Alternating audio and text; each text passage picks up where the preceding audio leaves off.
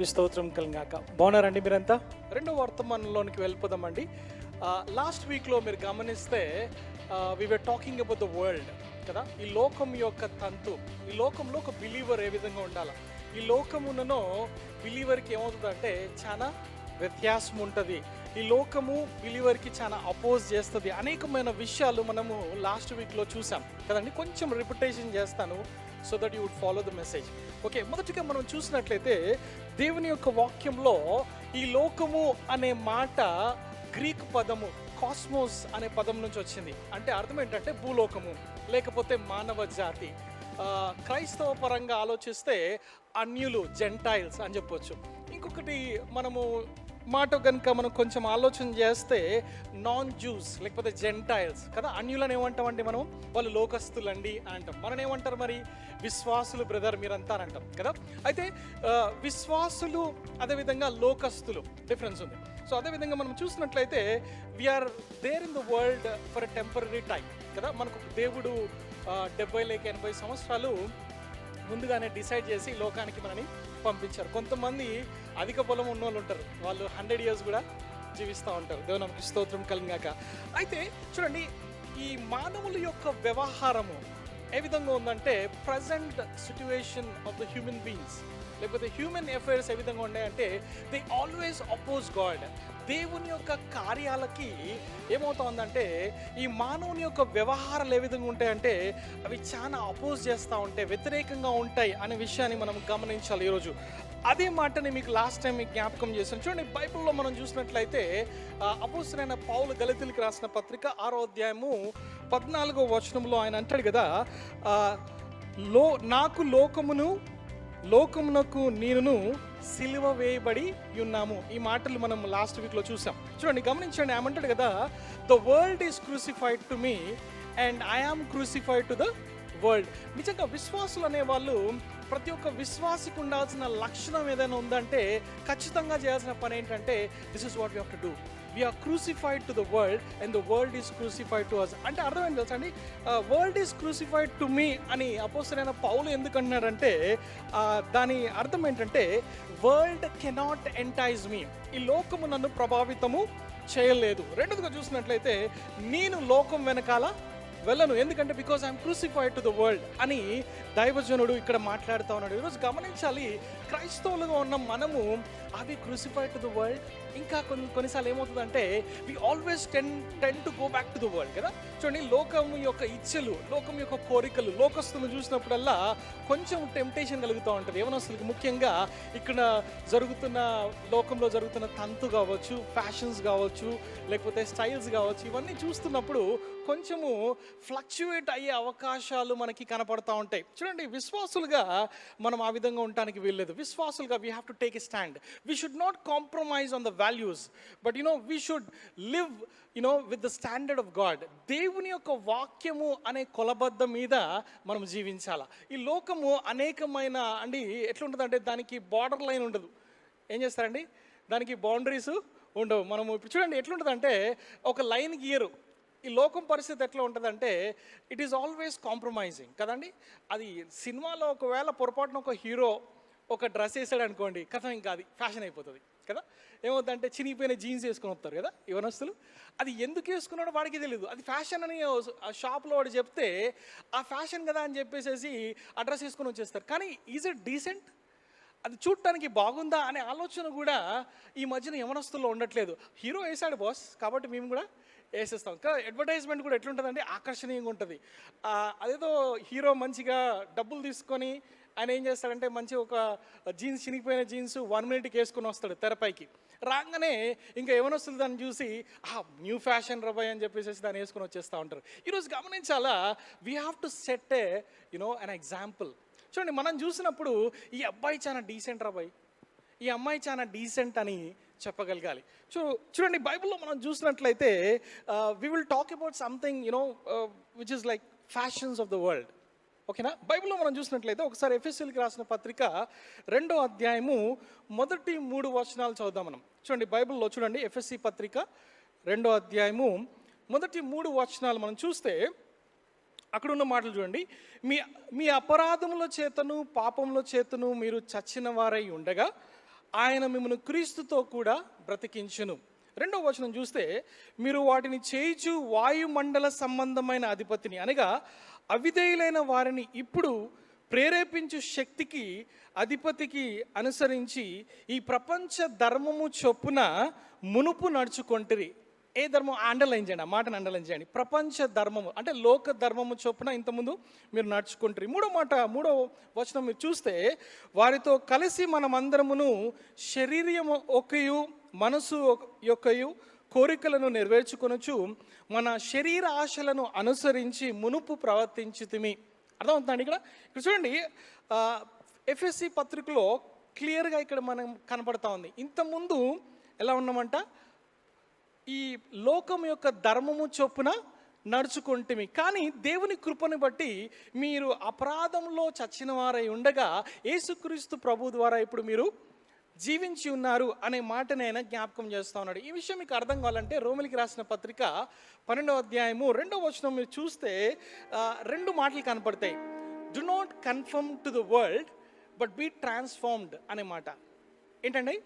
We should not get conform to the world అంటే ఈ లోక మర్యాద చొప్పున ఈ లోకంలో జనులు జీవిస్తున్న విధానంగా మనం జీవించొద్దు, కానీ we should be transformed. We should be transformed by the renewing of the mind. అంటే దేవుని యొక్క వాక్యము ద్వారా మనం ఏం చేయాలంటే నూతన పరచబడాలి. అందుగురించి యవనస్తులకి నేను చెప్తా ఉంటా, దేవుని వాక్యము ప్రకటించబడుతున్నప్పుడు, లేకపోతే నువ్వు కాలేజ్కి వెళ్ళే ముందు దేవుని వాక్యాన్ని చదవాలని. దేవుని వాక్యం ఏం చేస్తుందంటే ఆ భయంకరమైన అంధకారంలో నీకు వెలుగునిచ్చేదే దేవుని యొక్క వాక్యం. హల్లెలూయా. ఈరోజు క్రైస్తవులుగా we should actually get transformed by the word of God and we should not get confirmed. ఈ లోక మర్యాద చొప్పున లోకానికి పరిమితం కావద్దు, కానీ మనం ఏం చేయాలంటే దేవుని యొక్క వాక్యం ఏం చెప్తుంది అని వాక్యంలో చూసి వాక్యానుసారంగా జీవించడానికి మనము ప్రయత్నం చేయాలి. దేవుని నామముకి స్తోత్రం కలిగా. ఈరోజు ఒక ఎగ్జాంపుల్, డ్రెస్ గురించి కొంచెం మాట్లాడుకుందాం. డ్రెస్సింగ్ ఏమండి, యవనస్తులకి ఏమి ఇష్టం? కాలేజీకి రాగానే ఏమంటారంటే, డాడీ మమ్మీ నాకు మంచి డ్రెస్ కావాలి, మంచి జీన్స్ కావాలా కదా ఉంటా. మీరు ఏం కొనుక్కోరా? అడగలేదా? ఇప్పుడు అడిగారు కదా. కాలేజ్కి ఇట్లా ఎంటర్ అవుతా ఉంటే మీ సంగతి నాకు తెలియదు, కానీ నాకు ఒక బామ్మడుతున్నాడు. ఓకే, ఆయన కాలేజ్కి ఎంటర్ అవుతాడు అనగానే వెంటనే బ్యాగ్ కొనేసుకున్నాడు, 10,000 రూపీస్ డ్రెస్సులు కొనుక్కున్నాడు, 5 జతలు 6 జతలు మంచిగా కొనుక్కొని ఇక కాలేజీ సెట్ అయినాడు. అయితే నా దగ్గరికి వచ్చినాడు. అప్పుడు నేను హైదరాబాద్లో ఉంటుండే. సో అబ్బాయి హైదరాబాద్కి వచ్చి మంచిగా, అన్న నన్ను షాపింగ్ తీసుకెళ్ళి బావా అంటే వెళ్తే అవ్వట్లేదు, అది షాపింగ్ అవ్వట్లేదు, టైం అయిపోతుంది. అరే నాయన నాకు టైం లేదురా బాబు అంటే వినట్లేడు, ఒకటే షాపింగ్ చేస్తూ ఉన్నాడు. ఈరోజు గమనించాలా, యవ్వనస్తులకి ఏముంటుందంటే బాగా ఏం చేయాలండి, మంచి డ్రెస్సులు కొనుక్కోవాలి. ఉంటుందా లేదు? తప్ప అండి, కొనుక్కోవాలి కదా. ప్రతి ఒక్కళ్ళు మంచి డ్రెస్సులు వేసుకోవాలి.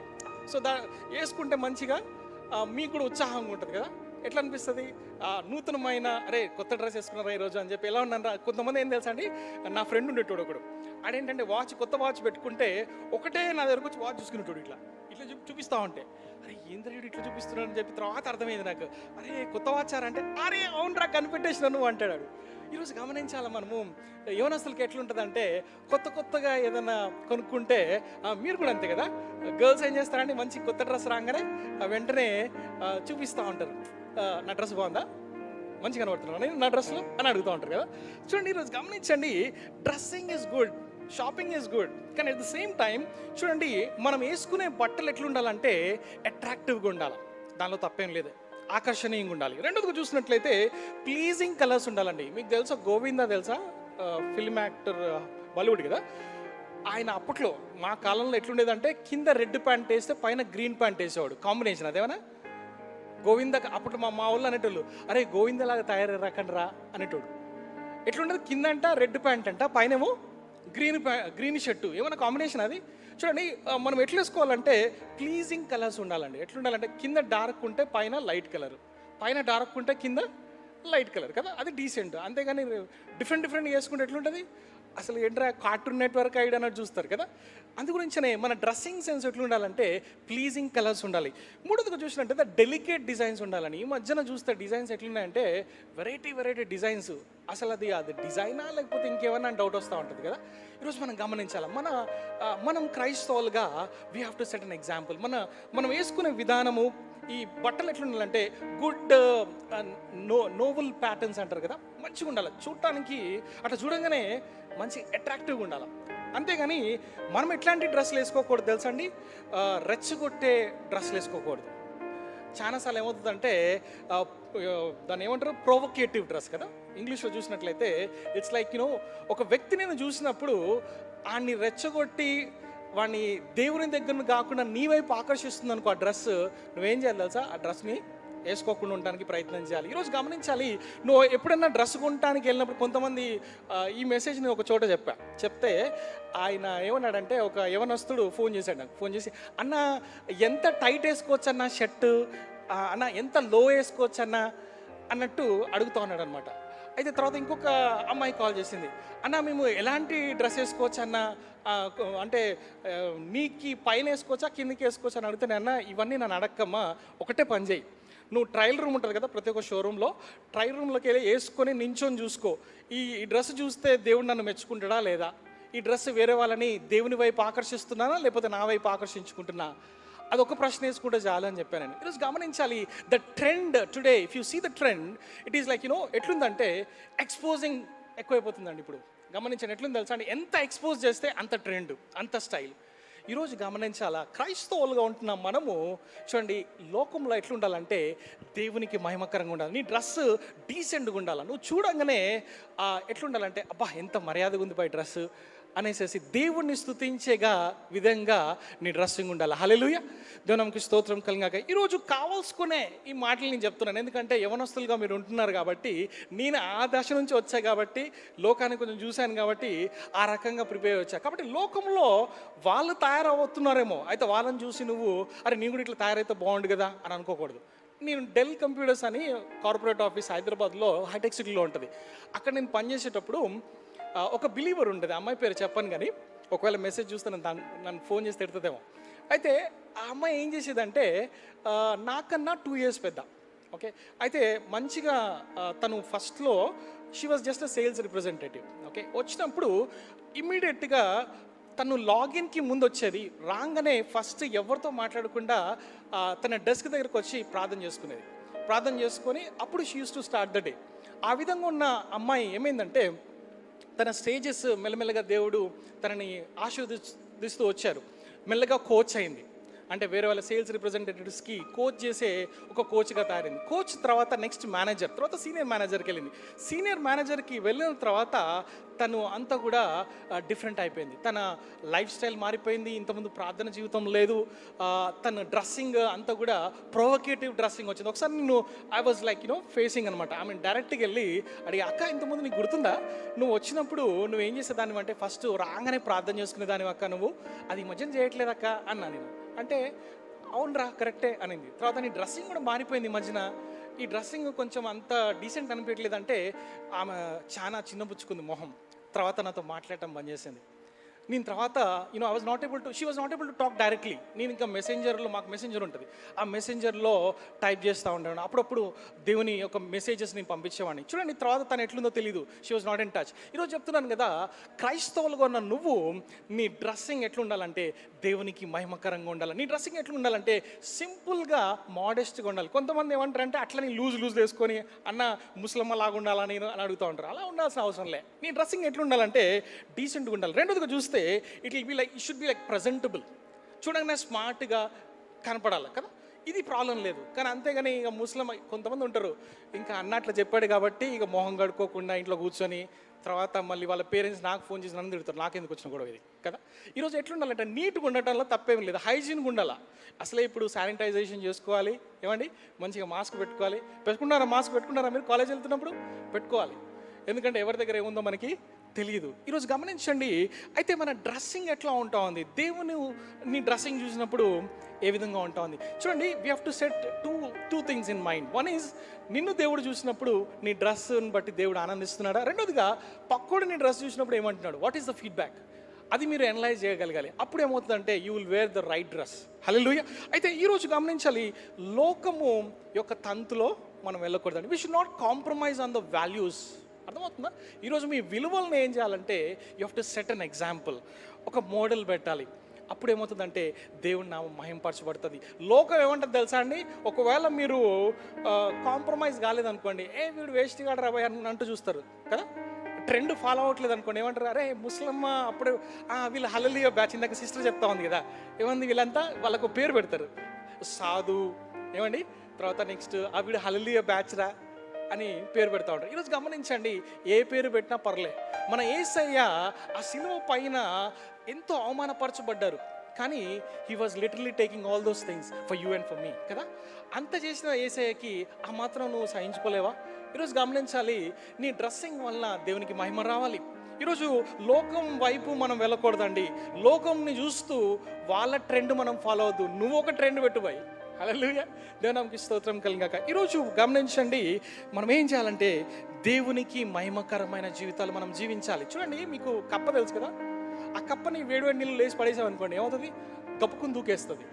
కానీ జరిగే విషయం ఏంటంటే, అదే కప్పని ఒకవేళ మనం వాటర్లో పెట్టి మెల్లగా టెంపరేచర్ పెంచుతున్నాం అనుకోండి, దానికి అర్థం కాదు.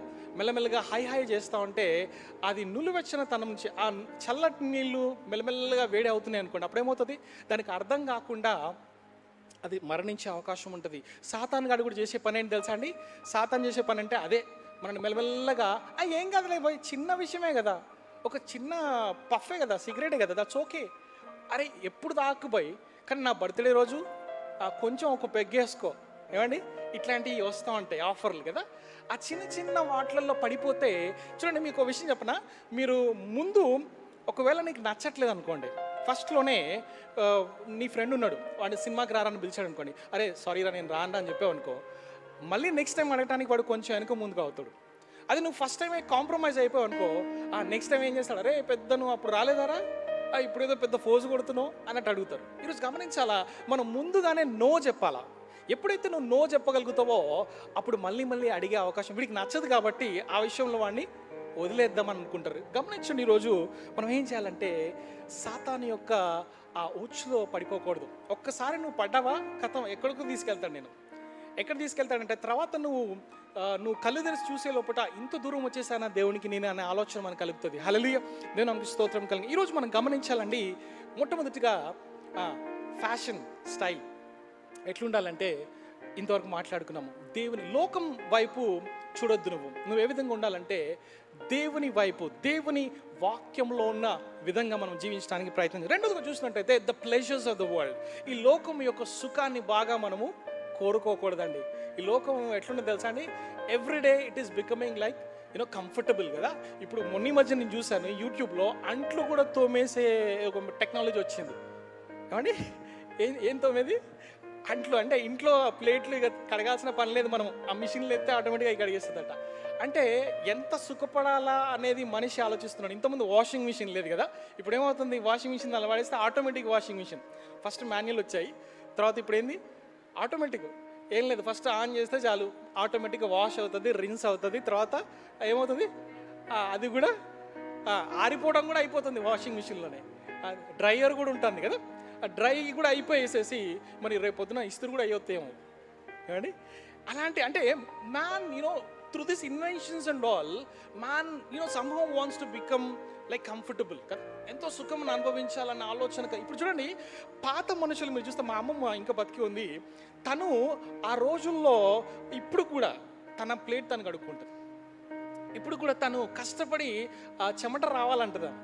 చూడండి, ఇప్పుడు మనల్ని చూస్తే మనకి సర్వెంట్ ఉంటారు కదా, ఇప్పుడు ఏమైందంటే వాళ్ళు దోముతారు, మనం దోమం, ఏమంటే వాళ్ళు కష్టపడతారు, మనం కష్టపడము, డబ్బులు ఇచ్చేస్తే అయిపోద్ది కదా అనుకుంటారు. కానీ యూఎస్లో అవన్నీ నడవవు, యూఎస్లో ఎవరి ప్లేట్ వాళ్ళు కడుక్కోవాలి కదా. ఈరోజు గమనించండి, మానవుడు ఏం చేస్తున్నాడంటే ఏదో ఒక రకంగా న్యూ ఇన్వెన్షన్స్ చేసుకుంటూ సుఖపడటానికి బాగా ఇష్టపడతారు. కానీ బైబిల్లో మనం చూస్తే ఒకసారి చూడండి, 1 కొరింథీ పత్రిక 7వ అధ్యాయము 29 నుంచి 31 వరకు మీరు చూస్తే ఒకసారి చూడండి.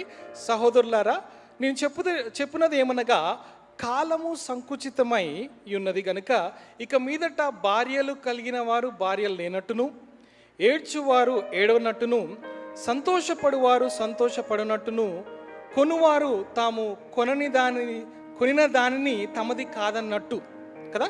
ఈ లోకము అనుభవించువారు అమితముగా అనుభవించినట్టును ఉండవలను, ఏలైనగా ఈ లోకపు నటన గతించుచున్నది. చూడండి ఇక్కడ గమనించండి, ఇక్కడ ఏమంటున్నాడంటే, అంటే ఏమంటావు బ్రదర్, పెళ్లి చేసుకున్న వాళ్ళు భార్యను వదిలేసి వెళ్ళిపోమంటావా? అట్లా కాదు, అది కాదు ఇక్కడ అర్థం. ఇక్కడ అర్థం ఏంటంటే చూడండి, 31వ వచనంలో ఏముంటుందంటే అమితంగా అనుభవించున్నట్లు. అంటే చూడండి, ఈవెన్ అంటే ఈ లోకంలో నీకు సుఖము అట్లని దేవుడు మరి నేను సుఖపడటం ఇష్టం లేదా దేవునికి అంటే, ఒక విషయం గమనించండి, God always want us to be happy. ఎప్పుడు మనం రిమోర్స్గా ఎప్పుడు సాడ్ మొహం పెట్టుకొని ఉండమని దేవుడు చెప్పట్లే. కానీ అట్లని బాగా సుఖపడిపోయి దేవునికి దూరంగా వెళ్ళకూడదు. అందుగురించి అపోస్తలుడైన పౌలు ఏమంటాడంటే, ఈ శరీరాన్ని నలగొట్టడానికి నేను నేర్చుకున్నా. అన్నం ఉంటే అన్నం తింటా, బెడ్ ఉంటే బెడ్ మీద పడుకుంటా, లేకపోతే కింద పడుకుంటా. కానీ కొంతమంది ఉంటారు తెలుసా, ఏమంటే ఒకసారి బెడ్ అలవాటు అయింది అనుకోండి, ఇంకా అయ్యగారు కిందకి దిగడం అంటే అసలు కానే కాదు ఆయన వల్ల. బెడ్ మీద పడుకుంటామండి, వస్తాయి రిలేటివ్స్ వచ్చారా, పర్లేదులేండి మీరు కింద పడుకోండి, మేము మాత్రం బెడ్ మీద పడుకుంటాం. ఏమంటే అది మర్యాద? సేవకులు వచ్చినప్పుడు మనము మర్యాద ఇచ్చేవారిగా ఉండాలి. చాలా మంది ఏం చేస్తారంటే, ఒకసారి కంఫర్టబుల్ అయిపోతే ఇంకా మళ్ళీ ఆ శరీరము ఇప్పుడే ఎండాకాలం వచ్చింది కదా, ఇంతకుముందు ఏముండే చలికాలం, ఆ వేడి నీళ్ళు కావాలి, వేడి నీళ్ళు మమ్మీ మసలు పెట్టి అది కూడా తీసుకుపోయి బాత్రూంలో పోయాలి. అమ్మగారు అప్పుడు వెళ్ళి స్నానం చేస్తారు. ఏమండి, అలా ఉండకూడదు. మనం ఏమంటే ఆ కంఫర్టబుల్ ఆ లైఫ్లో నుంచి కొంచెం ఫ్లెక్సిబుల్ చేయాలి బాడీని. దీన్ని బాగా సుఖపెట్టావా రేపొద్దున నీకు చుక్కలు చూపిస్తుంది. మరి గమనించాలి. ఈరోజు దేవుని వాక్యంలో మనం చూస్తే ఇక్కడ ఏమంటున్నాడండి, అమితంగా అనుభవించొద్దట ఏది కూడా. చూడండి, even in the legitimate things over intelligence అని ఉంటుంది. అంటే అత్యధికంగా ఆనందంలో నువ్వు ఉన్నావు అనుకో, జరిగే విషయం ఏంటంటే రేపొద్దున సుఖాన్ని బాగా కోరుకుంటే పర్వర్జన్లోనికి లీడ్ చేస్తుంది. అంటే పర్వర్జన్ అంటే తెలుసా మీకు? పర్వర్జన్ అంటే వంకర మార్గంలోనికి బాగా సుఖపడిపోతున్నావు అనుకో, నువ్వు ఆటోమేటిక్గా ఎక్కడికి వెళ్తావు తెలుసా? వంకర మార్గాలు ఎత్తుకునే అవకాశం ఉంది, పాపంలో పడిపోయే అవకాశం ఉంది, చూడండి లోకాశల్లో పడిపోయే అవకాశం ఉంది. కాబట్టి మనం ఏం చేయాలంటే, కొంచెము ఈ శరీరాన్ని ఏం చేయాలి? ఫ్లెక్సిబుల్ చేయాలి, దేనికైనా అడాప్ట్ అయ్యేటట్టుగా చేయాలి. ఒకవేళ చుట్టాలింటికి వెళ్తే ఏమవుతుందంటే, అక్కడ వాళ్ళు కరెక్ట్గా కూరలో వండుకోవట్లేదు అనుకోండి, కొంచెం టేస్ట్ ఉండవు అనుకోండి, అప్పుడు ఏం చెప్తాం మనం? ఇక అన్నం తినం. కొంతమంది ఉంటారు, పీసు ఏది ఉన్నా ఏమండి ఏం కావాలి మనకి? పీసు ఉండాలి, నీసు ఉండాలి కదా. ఆ ముక్క లేకపోతే ముద్ద దిగదట, అదొక సేయింగ్ ఉంది కదా. ముఖ్యంగా క్రైస్తవులు కదండి, ముక్కు ఉండాలి. ఒక ముక్కన్న అంత లివర్ అన్నా లేకపోతే ఏమండి ఆ చికెన్ పీసు.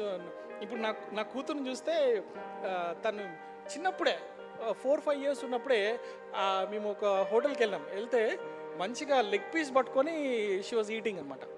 తినడానికి పనులు కూడా లేవు, కానీ she was trying to eat.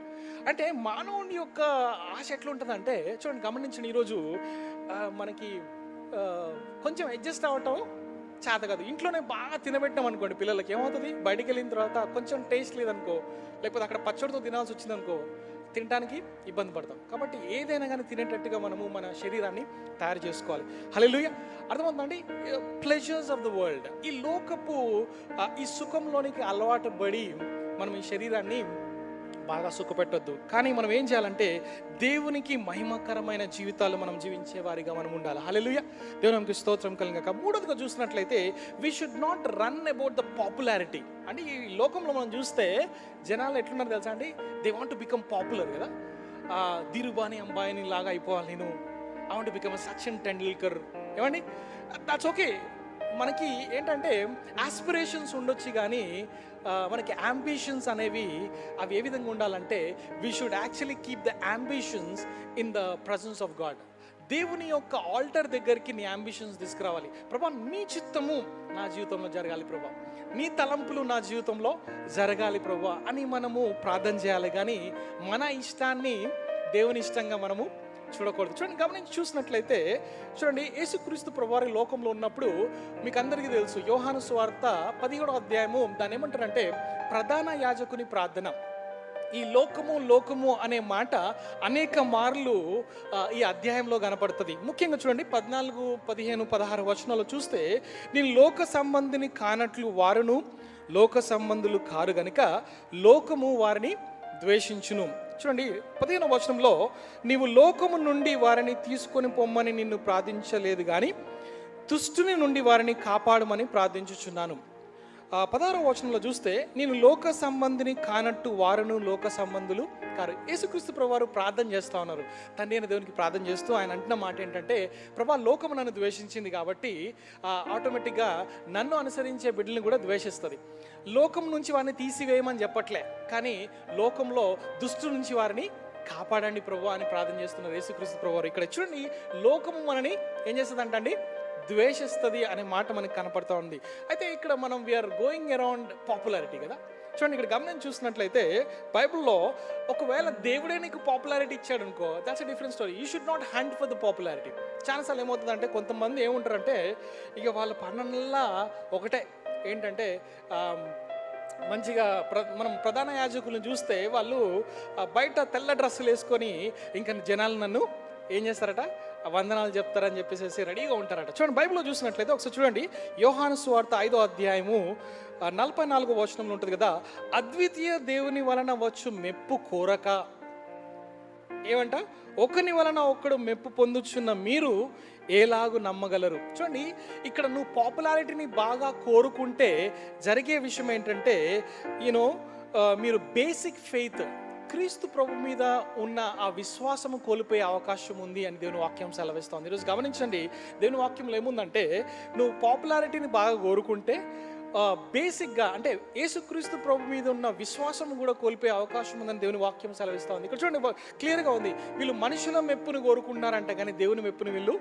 కోరుకోవట్లేదు. అందువలన మీరు ఎలాగూ నమ్మగలరు, ఎలాగూ నన్ను నమ్మగలరని యేసుక్రీస్తు ప్రభు ఛాలెంజ్ చేస్తున్నట్టుగా దేవుని వాక్యంలో చూస్తున్నాం. దేవుని నమ్మకి స్తోత్రం కలిగాక ఈరోజు మనం ఏం చేయాలంటే అండి, గొప్ప వాటిని వెతకొద్దు. ఎక్కడుంది బైబిల్లో చెప్పండి? ఇర్మియా గ్రంథంలో మీరు చూస్తే 45వ అధ్యాయము 5వ వచనంలో ఏముంటుందంటే, నీ నిమిత్తమును నీవు గొప్ప వాటిని వెతుకుచున్నావా, వెతకవద్దు. దేవుని వాక్యంలో ఉంది ఆ మాట. ఈరోజు గమనించాలి, మనం ఏం చేయాలంటే, you know we should be always keep our aspirations and ambitions before the Lord. దేవుని యొక్క ఆల్టర్ ముందు, దేవుని యొక్క సన్నిధిలో పెట్టినప్పుడు దేవుని యొక్క కార్యాలు మన జీవితంలో జరుగుతాయి. చూడండి, మీకు ఈ ప్రైడ్గా ఉండే వాళ్ళు కనపడరు ఎప్పుడైనా? చాలా గర్వంగా ఉంటారు. ఎందుకు తెలుసా గర్వం వాళ్ళకి గర్వం ఎందుకంటే, మేము ఆకులస్తులం, మేము ఆ జాతికి చెందిన వాళ్ళం. Pride of race, pride of caste, community. చూడండి, ఈరోజు మనం అందరం కూడా యేసుక్రీస్తు ప్రభు రక్తంలో ఏమండి కడగబడ్డ వాళ్ళం కదా. మనకంతా కూడా ఒకటే క్యాస్ట్. అదేంటి తెలుసా? అది యేసయ్య రక్తం. హల్లెలూయా. మనమంతా కూడా ఎట్లా ఫీల్ అవుతామంటే, తక్కువ కులస్తుడని, ఎక్కువ కులస్తుడని. చాలామంది మా క్యాస్ట్లోనే చూడండి బ్రదర్ సంబంధాలు. ఏమంటే ఏ క్యాస్ట్లో చూడాలట? మా క్యాస్ట్లో చూడాలట. చూస్తారు బాగా. ఏమండి ఎక్కడ చూడాలి? యేసుక్రీస్తు ప్రభువుని రక్షకునిగా అంగీకరిస్తే that is the qualification, that is the cast. That's enough. అది ఉంటే చాలు బరాబర్. అప్పుడు ఏమవుతుందంటే ఆటోమేటిక్గా ఏమవుతుందండి, దేవుడు మనని ఆశీర్వదిస్తాడు. విశ్వాసి ఏం చేయాలంటే, విశ్వాసనే పెళ్లి చేసుకోవాలి. Hello, excuse me.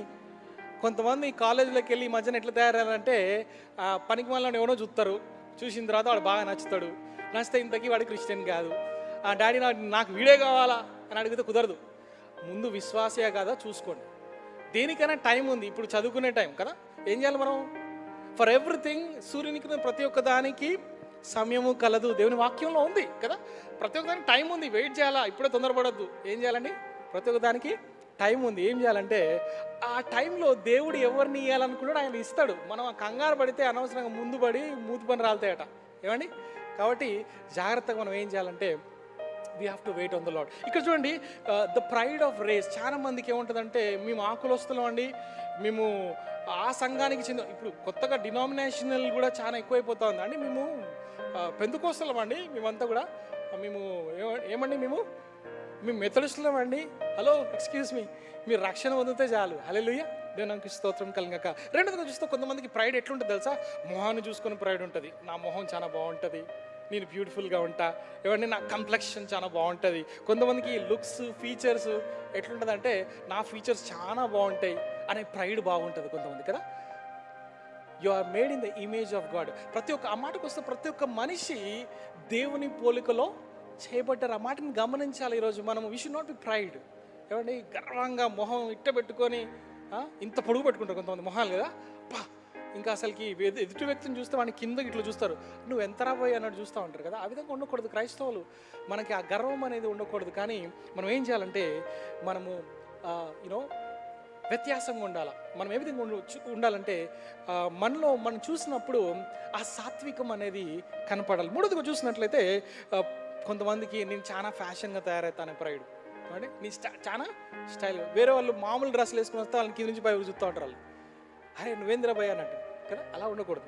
నాలుగోది చూస్తే కొంతమందికి నేటివిటీ, నేను ఆ ప్లేస్లో నేను ఎక్కడ పుట్టాను తెలుసా, కాశ్మీర్లో పుట్టినా, నేను యూఎస్లో పుట్టినా, మొన్న మధ్యన ఇండియాకి వచ్చాను కానీ ఇంతకుముందు అంతా మనది అంటే ఏంటంటూ ఎక్కడో ప్రైడ్ ఉంది, నేను అక్కడ చెందిన వ్యక్తిని కాకపోతే పొరపాటున ఇక్కడికి వచ్చిన ఫీలింగ్ పెడతా ఉంటారు కొంతమంది. గమనించండి, ఈరోజు ఏ విధంగా ఉండాలంటే కొంతమందికి ఉంటుందండి గర్వం. ఎలాంటి గర్వం అంటే వాళ్ళకి ప్రాపర్టీస్ని చూసి, వాళ్ళకున్న స్థలాన్ని చూసి, వాళ్ళకున్న ఆస్తిని చూసి వాళ్ళకి ఏముంటుందండి గర్వం. అలాంటి గర్వము క్రైస్తవులకు ఉండకూడదు. Hallelujah. We should not run about the popularity. 3 విషయాలు చెప్పండి. మొదటిగా ఏం చెప్పానండి, ఈ లోకపు ట్రెండ్ వెనకాల వెళ్ళకూడదు. రెండోదిగా ప్లెజర్స్, ఈ లోకపు సుఖాల వెనకాల వెళ్ళకూడదు. మూడోదిగా పాపులారిటీ, ఈ లోకపు పాపులారిటీ వెనకాల ఆటోమేటిక్గా దేవుడే నీకు పాపులారిటీ ఇస్తాడు. అప్పుడు దేవుడు నా మహింపరచబడుతుంది. మనం అనుకుంటాం కదా, దేవుని వాక్యంలో ఉంది ఎవరైతే తగ్గించుకుంటారో వాళ్ళని దేవుడు ఏం చేస్తాడంటే అండి హెచ్చిస్తాడు. దేవుని వాక్యంలో ఉంది. అయితే నువ్వు తగ్గించుకుని ఎప్పుడైతే జీవిస్తావో, when you surrender your life to the Christ, God will exalt you one day. అయితే ఈరోజు నువ్వేం చేయాలంటే ఈ లోకము నుంచి నువ్వు ప్రత్యేకించబడి దేవుని పిలుపులోనికి అమర్చబడి దేవుని మహిమార్థమై జీవించాలి. సో అలాంటి కృపా ధన్యత దేవాది దేవుడు మనకి అనుగ్రహించును గాక. ప్రార్థన చేసుకుందాం. మహాపరిశుద్ధుడా, జీవాధిపతి, నీ బంగారు పదాలకి వందనాలు నాయనా, నీకు స్తుతులు స్తోత్రాలు ప్రభా. అయ్యా, మీరు మాట్లాడిన అద్భుతమైన మాటలను బట్టి నీకు వందనాలు. నిజమైన మా జీవితంలో అనేక మార్లు ప్రభా ఈ లోకం యొక్క తంతు మేము చూస్తూ ప్రభా మీకు దూరంగా వెళ్ళిపోయాం ప్రభా. అయ్యా నాయన దయచేసి మనం క్షమించండి. అయ్యా, అపోస్తలుడైన పౌలు ప్రభా అంటున్న విధంగా ఈరోజు మేము కూడా పలుకుతున్నాం తండ్రి. మేము నాయన లోకానికి సిలువ వేయబడ్డాం ప్రభా, నీకు స్తోత్రం నాయన. మా జీవితాల్లో ప్రభా లోకం వెనకాల మేము వెళ్లకుండా మీ సహాయం మాకు దయచేయండి. నీ ఆత్మ ద్వారా నూతనమైన కార్యాలు జరిగించండి. ఈరోజు లైవ్లో చూస్తున్న ప్రతి ఒక్క బిడ్డ జీవితంలో, ఇక్కడున్న ప్రతి ఒక్క జీవితంలో నాయన అయ్యా నీ కార్యాలు జరుగును గాక. వాళ్ళ మనోనేత్రాలు తెరవండి నాయన. తండ్రి నీ కృపతో నింపి నాయన గొప్ప కార్యాలు మీరు జరిగించుకోండి ప్రభా, నీకు స్తోత్రం నాయన. నీ కృపతో నింపి నాయన ఈ లోకాశల నుంచి నాయన నీ బిడ్డలు నాయన నీ సంపూర్ణమైన చిత్తంలోనికి నడిపించబడి తండ్రి కేవలం మీరే మహిమ ఘనత ప్రభావాలు మీరు పొందగలరని యేసు పేరుతో అడిగి వేడుకొంచున్నాను తండ్రి. ఆమేన్.